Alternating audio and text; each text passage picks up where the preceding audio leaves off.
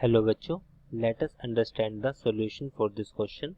The question says that impulse has same unit as that of. तो मुझे बताना है कि जो impulse की यूनिट होगी हमारे पास वो चार ऑप्शंस में से किसके इक्वल होगी, ये मुझे बताना है। तो सबसे पहले हम यहाँ पर की कंसेप्ट देखते हैं क्वेश्चन के अकॉर्डिंग।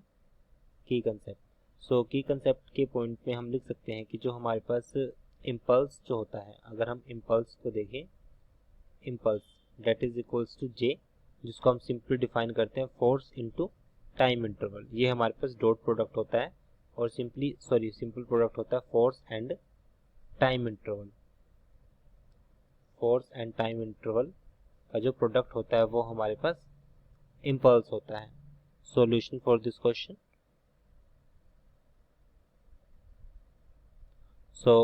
अब हम देखते हैं यहाँ पे, अगर हम इसमें डायमेंशंस और यूनिट की बात करें तो हमारे पास यूनिट क्या होगी, unit of impulse. Unit of impulse force के लिए होती है न्यूटन, टाइम के लिए होती है second.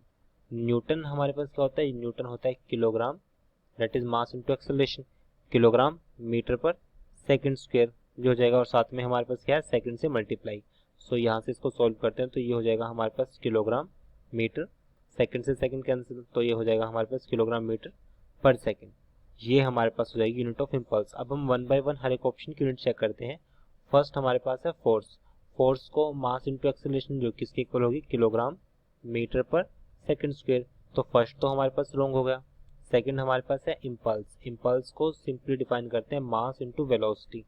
Mass that is kilogram, velocity के लिए होगी मीटर पर सेकंड। तो हम देख सकते हैं हमारे पास यहाँ पर जो ऑप्शन होगा वो दोनों आपस में मैच करते हैं। This option match with this point, so option second हमारे पास राइट होगा। थर्ड, अगर मैं इनर्शिया की बात करूं, इनर्शिया सिंपल हमारे पास एक टर्म्स होती है जिसमें जो डायरेक्टली प्रोपोर्शनल मास के इक्वल होती है। जैसे अगर हम बात करें मोमेंट ऑफ इनर्शिया, सो इसकी यूनिट हमारे पास हम इसमें यूज नहीं करते। जैसे simply moment of inertia I निकालने का फॉर्मूला होता है एम आर स्क्वेयर, मास के लिए किलोग्राम और स्क्वेयर डिस्टेंस के लिए मीटर स्क्वेयर, जो कि बिल्कुल रॉन्ग होगी, इसके इक्वल नहीं है।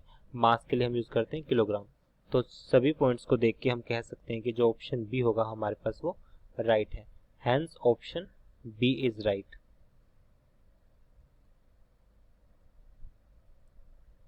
I hope you understood this explanation. Thank you.